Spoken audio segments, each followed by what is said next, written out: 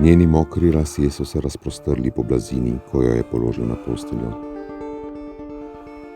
Nežno je poljubljal njeno roko, od prstov do ramena in naprej po vratu, dokler ni prišel do njenih napol razprtih ustnic.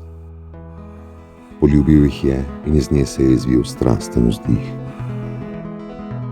Ni ga motil njen vonj po formalinu, kot tudi ne koža, ki se je v tankih plasteh luščila z njenega telesa, medtem ko sta se ljubila.